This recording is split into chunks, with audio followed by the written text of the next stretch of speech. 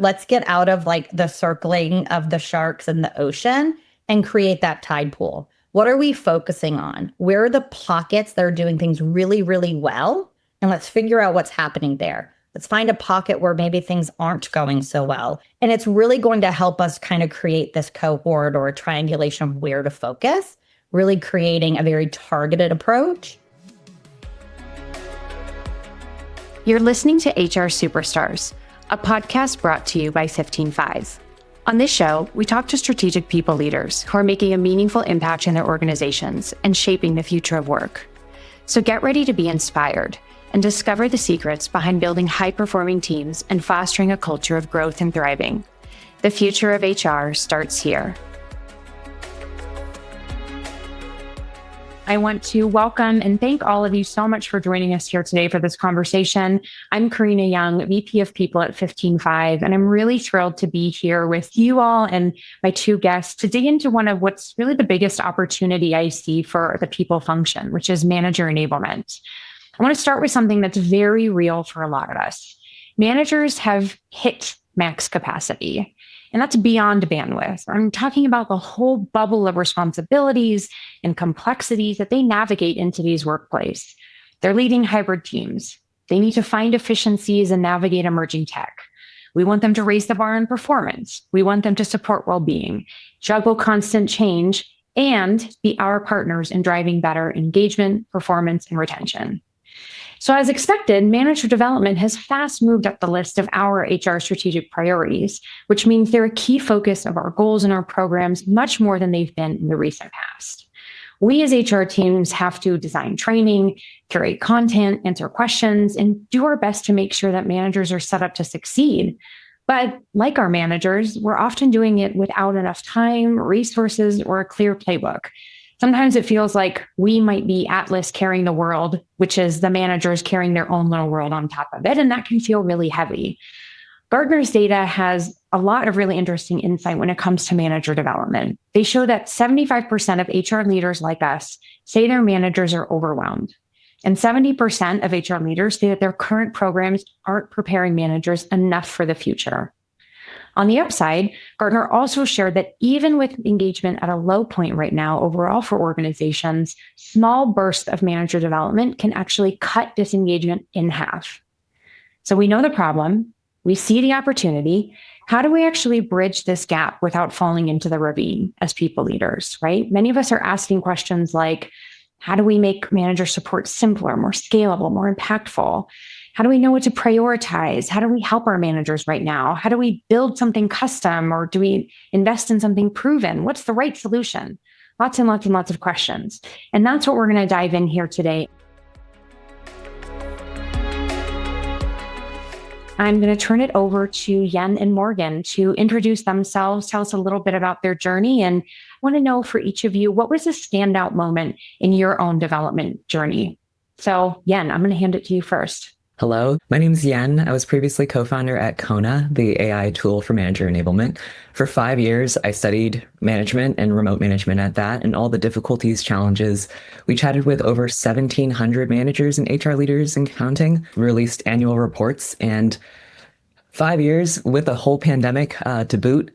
Management, newsflash, is very, very difficult to get right. And so trying to study how we can support managers with tooling, support, and also people and an entire support system, that's been my obsession, essentially. I'm based out of slightly overcast Los Angeles today. And yeah, just very, very happy to be here. My fun fact / story learning moment. I've read a lot of the books behind me. If you're a leadership development nerd like myself, you'll see a lot of familiar titles. But you don't really learn as hard as when you completely botch it. And so I thought I was being nice. I did the classic withholding feedback. And as it turns out, performance, when it started to dip, me breaking the news was a huge surprise for that person. And I was like, oh, I read it in radical candor and I did the thing. I was ruinously empathetic. What the heck? So as easy as it is to read books, as easy as it is to talk about it, it's really hard to get right. Appreciate the honesty. And I think that's, I'm sure a lot of us have been in that exact same spot. Morgan, introduce yourself for us. My name is Morgan Webb. I am in sunny, not quite humid yet, Charlotte, North Carolina, where I have been for most of my adult life. I started my career actually in education, moved into financial services, And I've now spent over a decade working in HR. I joke that I used to pack the swag bags for recruiting events, and that got me noticed. I was like, hey, I could create this great opportunity and experience. And then it moved into all things employee engagement, manager effectiveness, leadership development, performance management. All of that happened prior to coming to 15.5. One of my sort of stories is that I had this epiphany, probably too late, that I probably should not have been a leader. I was 24, 25, doing a really awesome job, and I was promoted to being a manager. And I thought that was like the epitome of my career. I wasn't supported with training. I probably didn't know how to lead people. I should not have been leading people at the time. It took me a few years to finally come to that realization. And I'll be honest, it was such a great step back to say, let me be an individual contributor and let me help individuals with what I needed the most and help to inform and educate.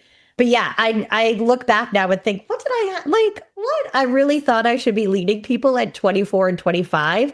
I don't even know if I knew how to like balance my checkbooks and apply for a mortgage at the time. But no. And I think that's really shaped who I am and how I show up in the HR space ever since that realization. I want to start by talking about, right, our HR reality. We talk a lot about the manager reality, articles, posts, we read about it. We know the data of what they're doing and other complexities, but I want to give airtime to our reality. What do we find ourselves in when it comes to leading manager enablement, right? So many of us end up finding ourselves in the seat of leading, creating, navigating, training without the background ourselves, very much to what you were just saying, Morgan. And I'd love, Morgan, if maybe you could start us off by, how did HR end up here as the owner and knower and expertise of all the things? Yeah. So I think it's a very sort of classic, kind of the tale as old as time. HR is feeling the squeeze and we're kind of getting the squeeze, right? I think there's this natural feeling that because we're HR, we get people, we get process, like we should just be able to do it all. And I don't necessarily think that's the truth. I think that we should stand proudly on what we do know and where we are experts. But you're right, we're getting this big pull of be strategic. Let's think about the big picture, but we need you to execute, right? That age old, like deliver with less, right? More with less, go, go, go, but slow down enough because we need all of these things. And so I think we've sort of gotten here because we've been bogged down with needing to know all the details, needing to know all the ins and outs, needing to be the person that is kind of in the weeds, where really we should be able to take that step back and think about, okay, who are those experts? Who are the people that we're pulling on? How are we leading conversations and training about sales development without talking to the sales folks, right? We should not be curating all of the content without being a subject matter expert. So I think, again, we get back into this space of we're supposed to know it all. People are looking to us like we should know it all. We should be able to do it all. And we're getting lost in some of those weeds. Yeah. And I think it's not surprising then that I hear from a lot of other practitioners and leaders that they end up with this sense of imposter syndrome, because we can, in an 8-hour day, be compensation experts, manager development experts, generalists on, getting stuff in our HRIS systems. And now we've got to navigate leave and have to know, what is leave like in California, actually in San Francisco, actually in this particular county. Now I need to jump into a leadership meeting and be super strategic. If that doesn't feel real for you, then bless you. But I think that's just where we end up. I think you're so right. And I think where we come back to and where we'll probably spend some time today is, I think more than ever, we are finding that there is a very clear gap between education, training, enablement, empowerment. And it's really, how are we going to help bridge that gap? And I think we all know this, and we'll keep talking about, is managers are key. They're key to that enablement. They have to be the extension of us and those eyes and ears in an organization.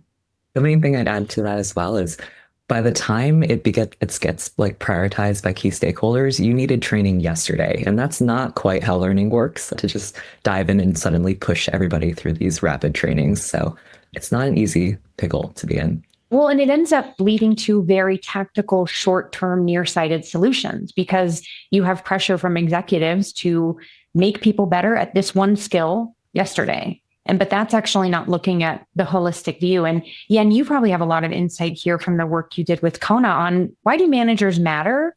to HR and what we are doing? Like, we know that they're part of engagement, but what is that deeper connection between our two roles? Yeah, absolutely. I think we can take an engagement survey perhaps as a great example here. You get a report back on how your culture and organizational health is doing. And I think it's a misnomer to see HR. Oftentimes key stakeholders will look at HR and be like, okay, fix it. It's your job to own culture. That's not quite how organizations work. Everybody at the organization owns culture. And the best way to kind of look at your culture players and your key stakeholders in that front are that middle layer. And so managers are often seeing the front lines of exactly who's discontent, what's happening, why performance is dropping. And they're your key, they're your opening into accessing wide swaths of the organization and having wider impact as a whole. Unfortunately, also, when we say do more with less, very few of us can afford an awesome consultant that comes in and fixes all of our problems. So if we're going to DIY that, we really need to get managers on board and be that kind of strategic lever that we can pull. We do, exactly. I think, we talk about this a lot at 15.5, but everything you are trying to do from the people function as strategic is unlocked by your managers and their enablement and their development. There is nothing that we can do in terms of culture and people and priorities without their alignment, without their buy-in, without their excitement about what we are doing. And Morgan, I know you spend a lot of time thinking about diagnostics and measuring, and I'd love for you to give some insight here on how do we actually figure out what to prioritize, right? It can feel just like this, like we are in the middle of an ocean and there are 10,000 sharks swimming around us, like I'm the most important. How do you figure out which one you've got to battle first? Yeah. And so here's the other interesting thing. As HR, and I say this again from my own experience, we're also looked at to be the data experts. And there is a level that we have to be. We have to be comfortable being able to look at the data, tell the story, find those pockets. And so that's really where I spend most of my time meeting with hundreds of our customers to talk about results that they're seeing either in an engagement survey, their best stuff review. How are you pulling this all together? How does it combine with retention? And honestly, you can get lost in the weeds. You can feel super intimidated because you're not a math and numbers for the person. I think, again, I'll admit I had to take remedial probability and stats. It wasn't my strong suit. What you can do, though, is start to find pockets, start to find sort of trends and themes that you're seeing, really finding intentional focus on particular areas. So sort of start at that 30,000 foot view. Let's go to about 10,000. Let's go down to about 2,500. And to your point, Karina, let's get out of like the circling of the sharks in the ocean and create that tide pool. What are we focusing on? Where are the pockets that are doing things really, really well?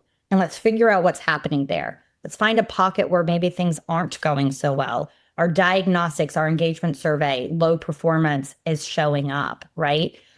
Ineffective managers, if we're using a manager effectiveness survey. And it's really going to help us kind of create this cohort or a triangulation of where to focus, really creating a very targeted approach instead of doing this, hey, I have this whole ocean here and I don't know where to focus. Let's kind of narrow in, find, like I said, a common theme, a common kind of thread throughout, and let's focus there. Honestly, too, that can help your own imposter syndrome, your own sense of confidence. So instead of trying to be the expert everywhere, let's kind of come together. The last thing I'll say, though, is, and I hear this often, yeah, but then not everybody needs everything. You're right. So you could be looking at upskilling in effective feedback. Your pockets that are going really, really well, maybe you're tapping them to be the influencers, to be the expert in the room, to share their stories. Then you're looking at those that maybe aren't doing it so well and need a little extra TLC. And let's think about it like a college course. Let's pull them out and do kind of a group study off to the side. Let's give them a little extra TLC based on what we're seeing and hearing. So I think, again, as we can take it from this like big ocean to a tide pool and being more targeted, it's going to help you and it's going to help those that you're enabling and that you're training. Yeah, and you said something so important there, Morgan, about, right, we think about these blanket trainings that we do that, okay, I have 350 managers in my company. Let's just all do a feedback training. Well, if you do that, the likelihood that you're going to get a result from any amount of that group is really small because you actually haven't looked and seen what are their needs, what are their experience? Is that what they're actually good at? Is that what they're struggling at? Does that matter to their employees? Is that what's hurting or helping their engagement? Whereas when you start to look at a data set, like you had mentioned, an engagement survey, and then you start cutting by different attributes. So now let me look at a function that's really important to my company's goals, engineering. Let me look at a segment of managers that we just promoted. Now I can start to kind of cut and see how are they doing, what's happening within their teams. Or, if you have the tools or capability to see like a view where certain groups are having a harder time with engagement, certain groups are struggling, you can just start going on that journey to really, really find what groups need your help. Some people need feedback training, some people don't. Some people need help with prioritization, strategic decision-making, aligning people around teams. Someone actually might need that well-being training. So you've got to make sure you know what that group needs if you actually want the real result. And I love that. I love that you brought that up, Morgan. So, right, we know we've done the diagnostics. We've started in that part. We have the right data. We've looked at our population. We figured out, okay, I want to look at first-time engineering managers who've been at the company for less than 3 years. That's the group I really care about. Now what? Like, how do we actually bring a meaningful training to life and not overwhelm ourselves, go back and get lost in the weeds? Yen, I'd love to hear from you about your thoughts on this kind of one-size-fits-all training programs versus doing something really specific and how you've seen that work or not work for different companies. I love the points that have been brought up so far. As far as we have to first understand that managers are some of the busiest people at your organization. They have a million things to do and then training on top of that. And so when you do offer a blanketed solution, it's potentially the most convenient solution for you to start planning out as a short-staffed and short-handed HR team. But what you're really telling your managers is this is an optional generalized training.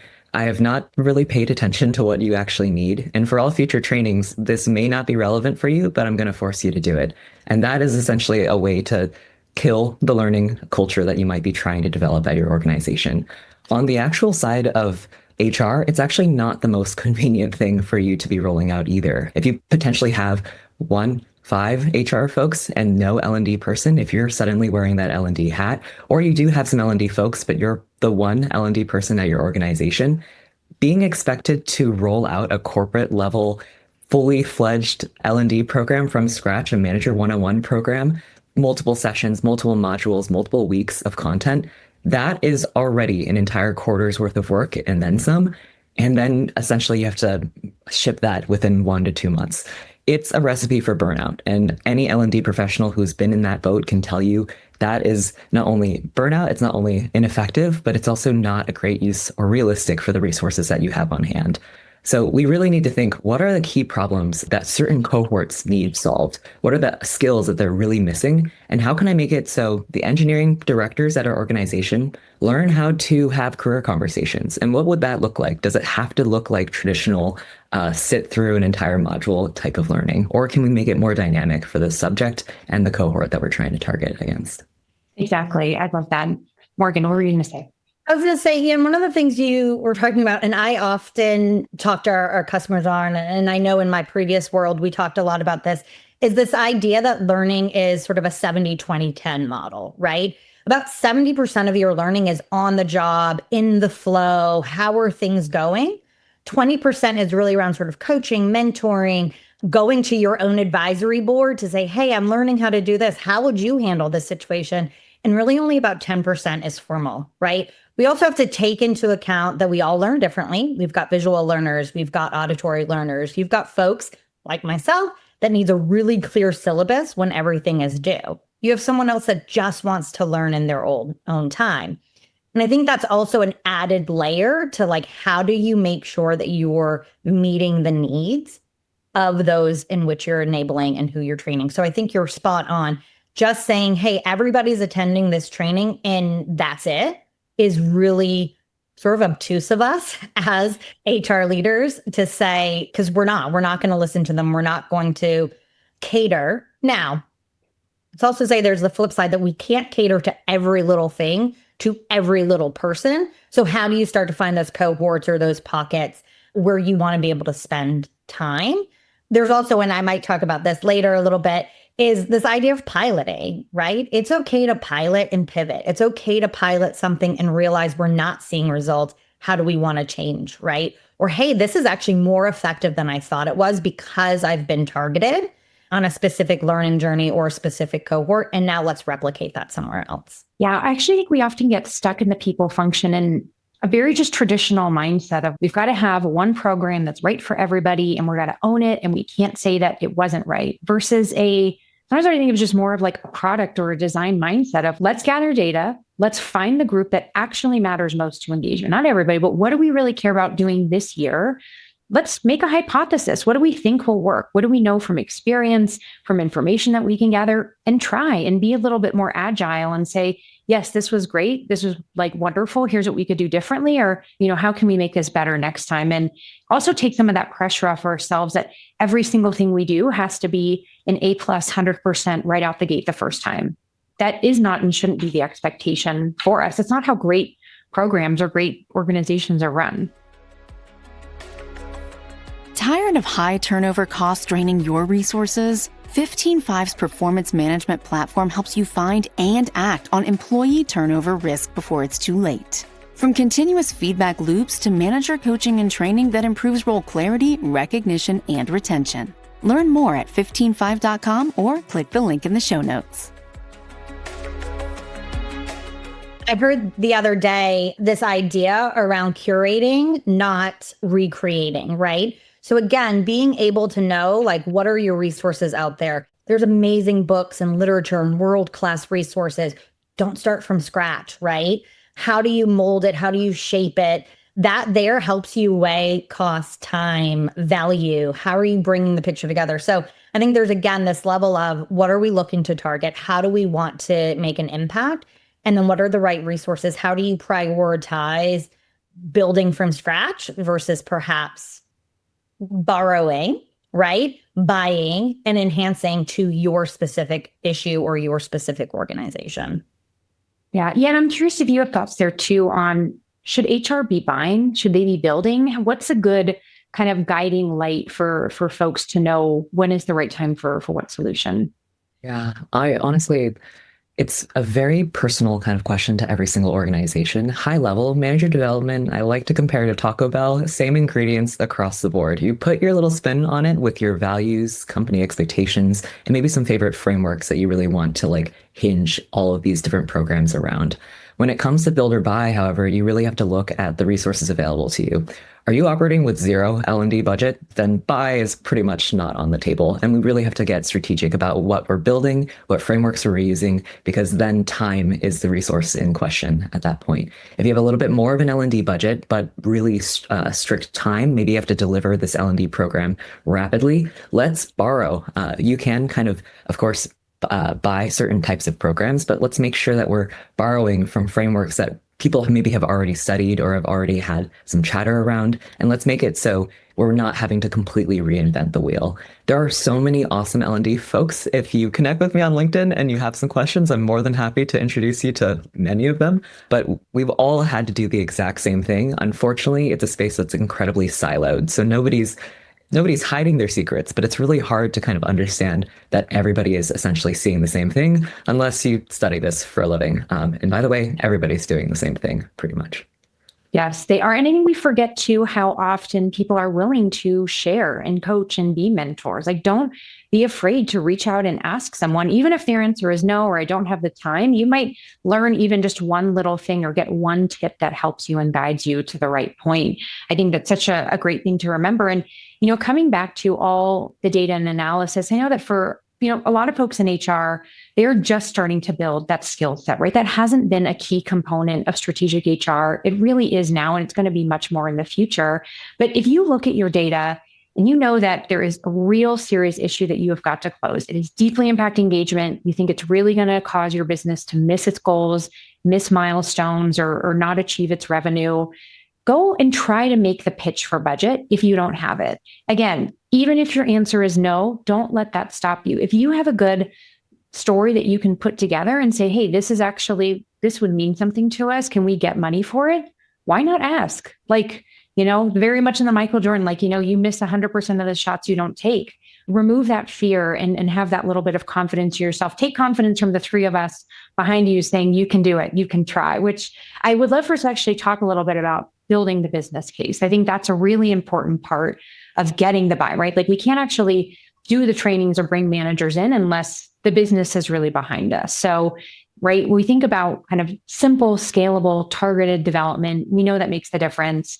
Like we measured and we got a diagnostic, checking that box. We found the right group to target, checking that box. We didn't overcomplicate our training. We either reached out and got some resources. We have a little bit of budget. We're going to go to someone that we trust or someone that we think is a great fit. Awesome.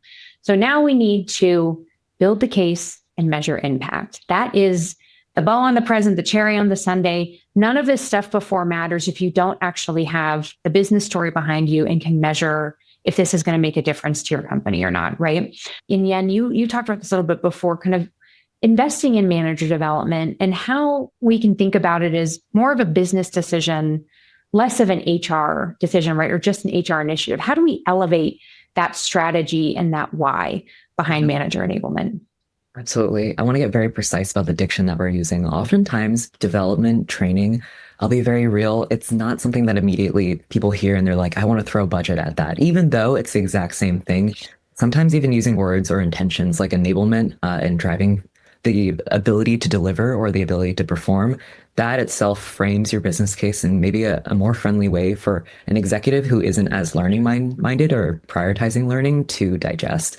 You having those cohorts, that data and that precision to essentially say, this is the precise metric that we're trying to move. And this is how us investing in managers in this precise skill over this time and having a remeasurement moment, that packaging allows you to not just have a L&D program that's there and that's nice to have and that has no clear ROI. So from the get-go, from the moment you identify that this is a need, we really want to make sure that you're constantly tying to one engagement driver, one type of metric inside your performance reviews or your surveys. Really make sure that you're able to understand what success looks like and make sure that that maintains as your North Star as you go. It's really challenging to essentially be in the position to defend why people deserve development, why they deserve resources. And it does feel like a duh, don't we care about people kind of moment. But unfortunately, in tight budgets and also tight resources, we do have to have numbers to back up our hunches and to make sure that we're able to defend the programs that we know will be best for our people. Yeah, exactly. I often tell other leaders, right? If you were coaching an executive and they wanted to go to the C-suite table with a proposal, you would probably coach them, go with data. You need to go with it. You've got to back up what you're saying. You can't just walk in blindly. We've got to model that, and we can't walk in there either. Now, I know a lot of us also in the HR function face just skepticism, even when you've done the right thing. You got the numbers, you've got the story, you're there in the conversation. You've got that one leader who just doesn't want to do it. They have whatever, they had an experience. I'm the best C-suite leader and I've never been trained. Like you're in that conversation. It's like, well, we got to get through this. Morgan, how have you navigated yourself or coached customers to get through that skepticism? We've all been there, right? Where we've listened to the leader that's like, this isn't important, but I think it is. So a couple of things. I think our value in HR as HR leaders is exactly what Yen's talking about. It's bringing not only the culture side of it, but also the context. And oftentimes that context is in business numbers, metrics, et cetera. To be honest, I think another really tactic, if you will, is finding those that do believe, right? I once kind of got this advice, and I might get it wrong because it's been a while, but before you go to the meeting, you should be able to know who you're having your meeting with and who you've already had a meeting with. So oftentimes you're getting the buy-in from someone else and they are helping to speak on your behalf. So again, I think when we think about these areas of finding a cohort, really getting another leader to sort of see that ROI already, that can then influence the remaining amount of, leaders across the board. So, finding who your supporters are, who your influences are in and at the table with you. So not that they're going to talk entirely on your behalf, but if they've already seen the investment, they've been able to see a positive impact, they can tell the story in their own terms. It's also going to help you along the way, especially for that super skeptical person that's sitting across from you. It doesn't probably matter how often you're going to say it, but if others are saying it around you, they're going to start to listen at some point. Yeah. Exactly. I think adding to your point, Morgan, it's not just HR that's pushing for development opportunities. Development is an investment in your people. And we've seen VPs of sales say, hey, my sales managers, they're not showing our career pathways. I'm going to lose our top performers. That's really going to hurt our ability to deliver. We can translate these development opportunities towards people staying. And you're not the only person that sees that at the organization. Exactly. And it's so different, right? Because you might have a leader who's 10 steps ahead of you and is like, I'm looking at my engagement data from the last 4 surveys and I'm committed to this. What do we do? Like they're almost your champion and you're really just supporting and giving them the right resources to go ahead versus sometimes we're starting from the very beginning of getting everyone on board. One thing you said, Morgan, that reminded me of an experience I had at a company a few years ago is we were rolling out a long-term manager enablement program, but also at the same time rolling out a decision-making framework, which I'm a big fan of decision-making frameworks. And one of my favorite things about this was it was very clear from the get-go that our CEO was making the decision on this manager program, and he had already signed off on it. So by the time we got to the table with all the other executive leaders, it wasn't actually a question of, are you going to do it or not? It was an informed. We are doing this and this is the expectation. And so for leaders who would have generally come there to say, I can't do this. I don't have the time. It's not a priority. Everybody's boss just said it is. So if you want to pick it up with them, you're welcome to, but otherwise we're moving ahead. Like this is the decision getting on board. So depending on where your company at, again, find those people who can really help you and really, really drive this message forward. I'm curious too, from either of you, from both of your experiences, just thinking about measuring effectiveness of programs, right? You had said this at the beginning, and right, we have to be able to show then after that we've done this program, it actually made a difference. What are some of the things that you think work well or really tie that story together to show a progression of change or development, knowing that we're tackling behaviors that aren't an overnight change? Yeah, I think first, overnight is a key word there. We have to be realistic about the type of change that we're going to see. And a lot of these behaviors, especially the squishy behaviors that drive manager excellence, they're things that take time to develop. People don't just become really great at difficult conversations or feedback overnight. And so we can look for leading indicators. And if you Google the Kirkpatrick model, it's a really great evaluation, like pyramid essentially with 4 levels: reaction, learning, impact, results. So maybe immediately after a webinar or some sort of event wraps, we don't really know if we have results just yet, but we can measure reaction, we can measure attendance, and we can also eventually quiz folks and do remeasurement opportunities to see if they have picked up and started to show signs of behavior change. We can also talk to our HRBPs or anybody that's really on the ground working with these managers to see if they're seeing less fires, less blowups, and less headaches over time as managers are navigating these a little bit better. And over time, what we're ideally seeing is more mentions of key frameworks that we're really trying to hone in on folks, more instances and examples of positive behavior over time, and tying all of that to a bottom line revenue improvement or what have you, that is showing that these efforts have really paid off. It takes time, it takes experimentation, and it really takes a dedication to continuously hold managers to these frameworks when they already have a million other things to be focused on. But that is the best way that you can be essentially moving the needle on these different types of metrics and organizational health indicators. I love that. That's great. Morgan, what about for you? What would you add to that? Ditto to everything that you just said. Yeah. And I think there is a very sweet sort of balance. And I think we've talked about this, and it's not always just training, because in our mind, training tends to feel like a one-time effort, or you go in, you get it done, you get out. But it's how are you continuing over time? And so I think there's a sweet balance between moving too quick, not giving enough time to allow learnings to kind of be used and implemented, and then sort of remeasured. And so I think, again, when we think through this, it's being able to be very clear, and we've talked about this in our diagnostic of who and what we're looking to impact. What is it tied to? Is it tied to performance? Is it tied to engagement? Is it tied to a manager effectiveness? Is it tied to sales? Whatever that metric is, it's then giving the time to upskill, to learn, holding accountability, reinforcing, coming along the ways. And I love what you said, even Yen, of having some anecdotal along the way. And then it's that remeasurement. Again, HR leaders to me have that balance of both culture and context. And oftentimes that context are your metrics, are your things like the ROI. Are you seeing an increase in sales? Are you seeing that increase in engagement? The culture is the things that you're going to start to see. Do your folks appear happier? Are they showing up? Are they, involved more? Those are the things that you're going to see over time. I love even the mention of you're going to start to hear frameworks used, right? And they become kind of common nomenclature throughout your leaders. It's why it's so important too to make sure that you are measuring then, whether it's engagement or manager effectiveness, or your metrics are on a regular basis, right? If you do it once a year, you're waiting a really long time to be able to understand if, again, is your program on the right track or not? And are you seeing any signs that it's working, right? Thinking about even ways that you can get lightweight measurement, touch points. We all know that people have survey fatigue, but if people understand the why behind what we're doing and the questions we're asking, I think, again, we would be surprised that people are willing to give us the feedback of this is why it matters to the business, to you as an employee, you as a manager, help us know if we're on track or not.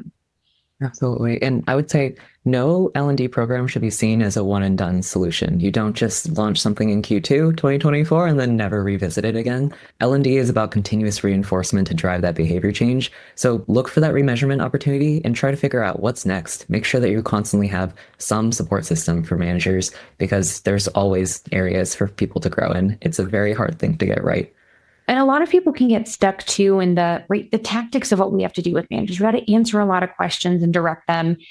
Spend a day, give yourself some time to think about where are you actually putting your energy in the most strategic parts of manager enablement. If your answer right now is I'm creating Google Docs and updating our intranet, think about what you can do to shorten your time there. Are there tools you can use in AI, other resources, internal people who you can leverage so you can actually put your time and energy into the things that are really going to make a difference? Because we all know the tactical stuff has to happen, but there's so many things available at our fingertips now for free that don't even cost you or your people budget anything, that'll really take that lift off of you and allow you to dig into the work that's frankly, like more fulfilling for most of us and more exciting. That's where we get to grow. Like we support other people's growth, but we got to think about our own too. Yeah, I think there's also a level here too. Yen, you said something around that kind of constant, right? There needs to be that consistent. One thing that I think we often forget about is use the avenues in which we already have, right? Chances are most of your departments are having manager meetings, right? They're having some sort of sync. Leverage those, show up. Don't wait to say, hey, I'm rolling out this entire formal program and I'm going to wait 6 months to bring you back. No, like get on that calendar, have a standing, and then show up prepared and ready, right? Don't say no to it. If someone says, hey, Morgan, do you want to come to your, yes, I do actually. Here's the place that you can come in and reinforce. Here's the place that you can showcase what's happening from an organizational standpoint. And so I think there's that level and lever that we can pull as well, because we're like, we don't want to take business. They're probably talking strategy. Guess what? They're people. It's a strategy. It's a strategy. It's a strategy. So I think that's other way where we think about we're already so strapped thin, so on our leaders, so on our managers. If it's time already carved out on their calendars, we should be utilizing and capitalizing that as well. Yes, progress, not perfection. Remember, in the spirit of keeping it simple, focusing on the right thing, just try it. Better than nothing. I always call it pilot, pivot, prove. And listen, I'm a recovering perfectionist, right? I think it's been ingrained in me, but like there is an element of just try it, right? Just try it. Let's not overanalyze it. Let's not try to have every little detail right and every, I dotted, T crossed. Try it. Put it out there. Pilot this is not your high school AP bio class. We're not looking for 100% plus. We're looking for movement, efforts, data-backed strategies and hypotheses. That's what matters. So yeah, to all the recovering perfectionists out there, there's one question I want to tackle before we wrap things up here, which is thinking about, we talked a little bit about skeptical managers and how to tackle them. I'm curious for input from you two on a manager who's just really disconnected, like not even skeptical, but like just completely removed from the reality of who they are and what they are doing and how they're leading, how you've helped them see the light. If you are familiar with the product adoption curve, you have your early adopters and your late adopters, folks that don't really want to hear about it. We can think of learning programs or any program at that matter on the kind of curve, and it's a bell curve essentially. So your early adopters are actually a minority of the folks. They're the people that are teachers' pets, hand raising, etc. When we're trying to look at these programs and make them successful, we really have to make sure that we basically pivot or pilot it in different types of iterations. Your very first pilot actually could be a proof point that gets those later adopters and maybe those prickly pears to actually see the value of what's happening and see how cool it is to be able to have access to, I don't know, group coaching, peer-to-peer learning, some sort of resource that they're able to touch on and see those improvements happening. Sometimes they literally just do not want to hear it from HR. They want to hear it from somebody else. They want to see the proof points with their own eyes. And that's what's necessary for them to kind of take the leap into the pool. So it's okay that not everybody is on board. However, oftentimes your later folks inside that bell curve are the folks who need training the most. So we really need to make sure we have visible social proof points, actual data, and we can start to get those folks warmed up into diving in. Exactly. There's a difference in letting them continue to believe that until they come around versus not doing anything at all for them. And if y'all are seeing the let them theory everywhere take over all of the things, I think that's one area where sometimes it's okay to be like, you know what, that's okay if you have a gap. I've given you the data, I've given you the proof. Some people just need to go on that journey to get there. And it doesn't have to be right in that moment in your first conversation. Just remember, don't give up.